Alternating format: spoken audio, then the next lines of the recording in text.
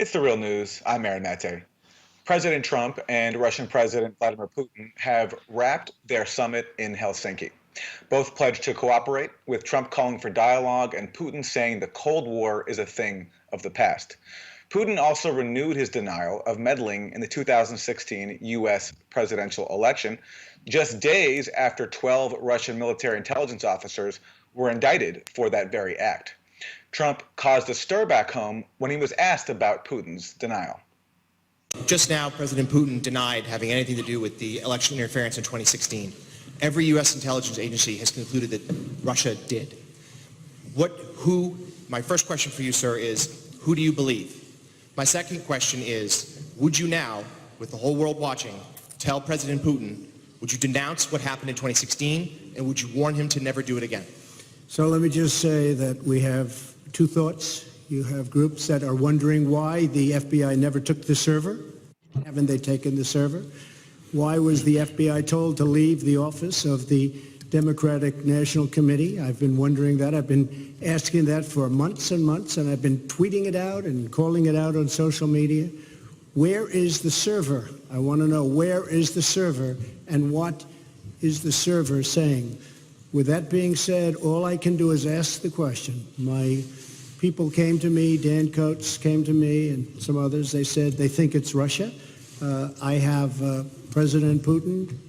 He just said it's not Russia.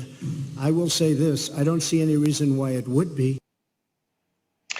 Those comments, among others, prompted former CIA chief John Brennan to call Trump, quote, nothing short of treasonous.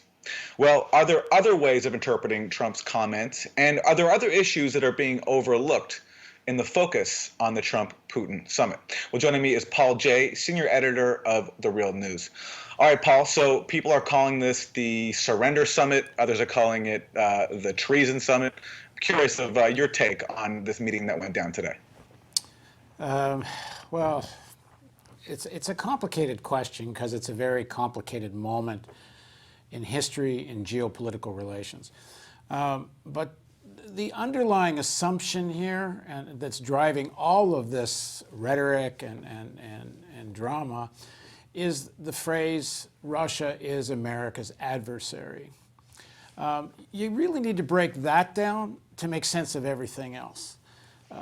All right, Paul, let me go to a clip then of that. We just recently, Trump was interviewed by CBS News ahead of the summit, and he was asked about this. So let me play a clip of that. Who's your biggest competitor, your biggest foe globally right now? Well, I think we have a lot of foes. I think the European Union is a foe, what they do to us in trade. Now, you wouldn't think of the European Union, but they're a foe. Russia's a foe in certain respects. China's a foe economically, certainly. They're a foe. But that doesn't mean they're bad. It doesn't mean anything. It means that they're competitors. They want to do well, and we want to do well. And that's Donald Trump speaking to CBS News. Last week at the NATO summit, he rejected assertions that Russia is an enemy of the U.S. Trump referred to them as a competitor. Paul, you were saying? Well, you know, Trump, in his own kind of dishonest, honest way, often says things that are true. And I think what he's just said in that CBS interview is quite correct. And even though CNNs and MSNBCs are playing that clip over and over again to show how outrageous Trump is, but the fact is, you know, this is what big capitalist countries are to each other. They are competitors and they are allies. The interests converge and they diverge. Before World War II, the United States and Germany were allies to some extent, but they were certainly economic partners. There was an enormous amount of exports from the United States to Germany. In fact, even as Hitler is beginning the Second World War, he's driving General Motors produced cars. That's, in fact, his army goes to war to a large extent because of what General Motors produced and sold to the German state. This is how the world has worked. We're not in a whole new world. What happened in the lead up to the First World War, the lead up to the Second World War, And these big capitalist countries for a while interest meet, and then they don't. And why is that? Countries are very much like big companies. And in fact, they're made up of big companies, big corporations. And big corporations want to be dominant. They want to control the market. They want, if not in their own country, they'd even like to control it globally. It leads to monopolies, and monopolies want to control everything. Well, monopolies in one country want to control everything, and monopolies from another want to control everything, and they bump heads. And so there's a tendency built right into the economies of these countries that at certain points they look to grow, and they look for more territory, and they look for more markets. And of course, there's other drivers of this. The arms industry loves this kind of rivalry. So it's not just about some personalities of a Putin or a Trump. The system itself has war and this kind of global competition built right into its DNA. And so when we look at this issue of who's an adversary and who's a friend, at this level, Trump speaks, he's right. The European Union is an economic competitor to the United States. They compete over markets, and especially Germany and the United States had quite a fierce competition going on in Eastern Europe after the fall of the Soviet Union. Which Germany or US would be the more dominant external power in that area? So Trump is saying, well, Russia's a competitor and friend the same way the Europeans are. Well, this does get in the way of the American military-industrial complex, who need a big enemy to justify this kind of military expenditure. And it does get in the way of the basic U.S. foreign policy, geopolitical strategy coming out of the First World War, especially since the fall of the Soviet Union, which is that there should never be another superpower. More than that, there should never even be a regional power that the Americans can't control. So they don't like this contention with Russia, they being a sector of the foreign policy establishment and the military and so on. Now, what does Trump represent? He represents a section of the elites that see that the real contention in the world for the United States is going to be China. So it makes sense in that frame of reference. Neutralize the contention with Russia, even try to make sure there's no Russia-China alliance. And the short-term goal of these people is to have a regime change and undermine Iran as much as possible. And this is for the same reason. They don't want a regional power either that they're not in control of. And since the Iranian Revolution, they haven't been in control of that. So what Trump said there is more or less true, but it's very dangerous truth, because these competitors, who are all nice guys, according to Trump, can turn into real enemies and real war, which is why this kind of supposed liberal media that's attacking these meetings and sounding more hawkish than even some of the Republicans is really extraordinary, the way they're feeding this kind of warlike appetite in the Americans' psychology. Well, Paul, let me read for you some tweets to illustrate that point, because the overall consensus in the corporate media and amongst prominent political elites in the U.S. has been that this idea is a bad idea and that cooperation with Russia is wrong and possibly treasonous. So Richard Haass, the head of the Council on Foreign Relations, he tweeted, "International order for 4 centuries has been based on non-interference in the internal affairs of others and respect for sovereignty. Russia has violated this norm by seizing Crimea and by interfering in the 2016 U.S. election. We must deal with Putin's Russia as the rogue state it is." David Corn, a journalist for the liberal magazine Mother Jones, he said in response to Rand Paul pointing out that the U.S. has interfered in countries for many, many, many years, and Paul didn't mention this, but in more even extreme ways than Russia is accused of doing right now. David Corn simply wrote the word traitor on Twitter. Andrea Mitchell, talking about the warnings from the Director of National Intelligence, Dan Coates, she writes, "The nation's top spy, DNI Dan Coates, warns Russia is the worst foreign power threatening the U.S. with cyber attacks, and that warning lights are blinking red as terror threats were before 9/11. So likening the current supposed Russian threat to the Al-Qaeda before 9/11. And finally, Lawrence O'Donnell, the host of The Last Word on MSNBC, liberal network, he writes, Russia launched a war against the U.S. in 2016 and won. So, Paul, I'm just wondering, as you hear this roster of liberal elites rattling off, hawkish talking points, talking about treason, Richard Haas talking about how Russia is the one violating the international order, omitting the record of the country he lives in. Your thoughts? Well, I mean, the hypocrisy is so rich that one hardly knows where to begin. First of all, we know the United States has interfered in elections everywhere, and including supposed allies and friends. And if interfering in an election is a violation of international law, and it should be. What Haas says, in fact, is international law. You are supposed to stay out of other countries meddling with their elections and internal affairs. The United States has done it over and over again, and most people watching this know lots of examples. One they may not know is that the United States actually manipulated the outcome of the Canadian election twice, in 1962 and 1963. Prime Minister Diefenbaker of Canada refused to have nuclear weapons on Beaumark missiles in Canada, and Kennedy was furious. And Kennedy sent his pollster, Lou Harris, to guide the Liberal Party in Canada to defeat Diefenbaker's Conservatives. He hired 500 women to start polling, and it wasn't just to find out results of the polling. They were actually doing the kind of stuff Cambridge Analytica is accused of doing now. They were testing questions and how the Liberal Party should frame their messaging. This is early on, maybe the first beginnings of this kind of a methodology. Well, Kennedy gets Lou Harris to do this for Diefenbaker, against Diefenbaker in Canada. And then he invites Pearson, who is the Liberal ally in Canada, to Washington to a dinner of Nobel Prize winners, which are only supposed to be Americans, but he invites this Canadian Pearson, again, to try to promote Pearson. And in fact, they win. Diefenbaker is defeated in 1963. A straightforward interference and manipulation of the Canadian elections. So should we brand Kennedy a violator of international law? Well, in fact, we should. But of course, Richard Haas won't. The hypocrisy is far too rich. Maybe the Russians did these things to the American elections.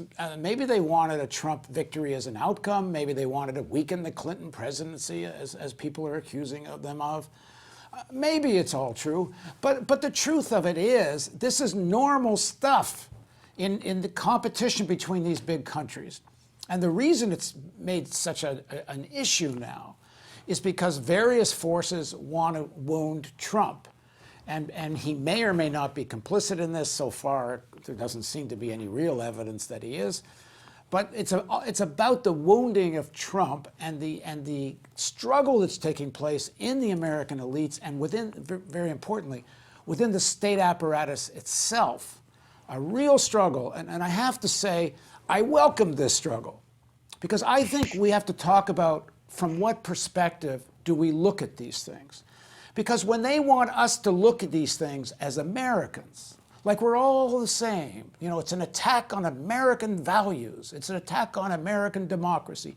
Well, is American values what goes on in the streets of Baltimore every day, where the Department of Justice said that people's constitutional rights are violated every single day in Baltimore? Are American values unlimited spending of money, manipulating, and the real manipulation and determining outcome of elections? These aren't the values of the American people. So let's really be clear. The oligarchy of Russia is an adversary of the Russian people. And the American oligarchy is an adversary of the American people. Let's start with that. We're not all in the same boat here. So this issue of the people all up in arms about this summit, it's from the perspective of various sections of the American oligarchy. This is not what the American people need or want. On what you were saying about hypocrisy and meddling being routine by all big foreign powers, including the U.S., I want to go to one more clip to illustrate, because it also speaks to the tensions underlying U.S.-Russia relations, where in the 90s you had a heavy U.S. role, not just in shaping the outcome of presidential elections, ensuring a victory for Boris Yeltsin, but also in the rise of the oligarchs that you're talking about. The U.S. shock therapy, with U.S. economic advisors at the helm, helped impose on Russia these radical reforms that gave rise to the oligarchs who now control so much wealth in the country. Fast forward to 2014, and you had U.S. involvement in the coup in Ukraine, where a very corrupt but elected leader, Yanukovych, was overthrown. And just to illustrate some of the hypocrisy about this outrage over alleged Russian email hacking, I want to go to a clip. This is Victoria Nuland, who was then serving as a high official in the State Department. And she's speaking to the U.S. ambassador to Ukraine. And in this clip from the film, Ukraine on Fire, there is an intercepted phone call that was put out back then between Nuland and the ambassador, where they're discussing who they want to see installed as the next president of Ukraine. Questions of credibility are being raised after a private chat between two top U.S. diplomats was leaked online. I think Yats is the guy who's got the economic experience, the governing experience. He's the guy, you know, what he needs is Klitsch and Tony Book on the outside. I just think Klitsch going in, he's going to be at that level working for Yatsenyuk. It's just not going to work. Yeah, no, I think that's right. Okay. Good. Well, do you want us to try to set up a call with him as the next step? Sullivan's come back to me, VFR, saying you need Biden, and I said probably tomorrow for an attaboy and to get the deets to stick. So okay. Biden's willing. Biden's willing, says Victoria Nuland, referring to then Vice President Joe Biden. So, Paul, as we wrap, I'd like you to actually respond to those viewers, some of whom have written into The Real News, saying that, you know, yes, U.S. has meddled around the world. U.S. has done worse. It's overthrown governments. It's killed leaders. But why? But that doesn't excuse what Russia is doing now, and that doesn't mean that we should downplay or minimize it. If you could respond to that. Well, let me say, for the sake of argument, let's assume that the Russian state was involved in the attempt to manipulate the outcome of the elections. I don't think there's evidence of that yet. We're told the intelligence agencies all think so. And I tend to think there might be some truth to it, in the sense some of the people, especially in the Republican Party, are saying they think that's true. And you know, there's this phrase, this legal phrase, you know, when somebody says something against interest. And some of the people that seem to say it, given they don't want Trump to fail, there's something to it. But I don't really know. But let's say it is. How serious a threat is this, and how serious a story is it? So it's not a non-story. It's not like we shouldn't cover it. And at The Real News, we certainly have spent a lot of time trying to see if there's real evidence that in the public domain, at least, that one can believe. And the main position we've had, and Aaron, you've been doing a lot of these interviews, is simply that we're skeptical, that we're not going to take this intelligence on faith. And it's not that we don't take it seriously. If it turns out to be true, it's unacceptable that Russia tried to manipulate the outcome of the Russian elections. But let's put it into the context of what of the U.S. election, yeah. Well, of what really affected the outcome of the U.S. election. So let's say they did what they did. But what's the bigger story? That the Russians did that, or just for example, that this billionaire Robert Mercer, who brings money, Bannon and Kellyanne Conway and Breitbart News, which he mostly owned, to Trump, and manipulate through Cambridge Analytica, do various kinds of studying of voter patterns, especially in swing states, and are able to message specific messages to individual people. How about how one billionaire and a cabal, I should say too, Sheldon Adelson's in on this, the ultra-Zionist who gave, you know, at least $25 million to Trump. I mean, how about that as the big story? I still talk to people, intelligent, well-informed people who've never even heard the name Robert Mercer. It's a far more important story to how the outcome of the election was manipulated by a far-right cabal, very closely aligned with Netanyahu in Israel, allied with the Saudis. That's a really big story. And so it's not that the Russians aren't a big story. I mean, aren't a story. But, where's the big weight of the issues? And more importantly, given how destructive this Trump presidency is to the social safety net, to any kind of rational legislation that still exists in this country, and there wasn't a heck of a lot of it, but they're undoing what there was. Given the fact that he's a climate denier, I mean, what's a bigger story? The fact that he's undoing even the modest climate change legislation that existed, pulling back EPA regulations on cars, allowing coal, starting to drill everywhere any of these guys wants to drill. Isn't that a much bigger story than maybe, or even if, the Russians did whatever they did? The point is that this Russia thing isn't being driven by a real defense of values, because the values of saving the planet, that's a value. They're not even talking about it. So what we're trying to do at The Real News is talk about what's important. We're not discounting, yes, if the Russians did it, American government and agencies have every right to tell the Russians to stay the hell out of American elections. And if somebody colluded with them, yeah, sure, arrest them. I mean, whatever. That's fine. But it's peanuts compared to the bigger issues. Paul Jay, senior editor of The Real News, thanks. Thank you. And thank you for joining us on The Real News.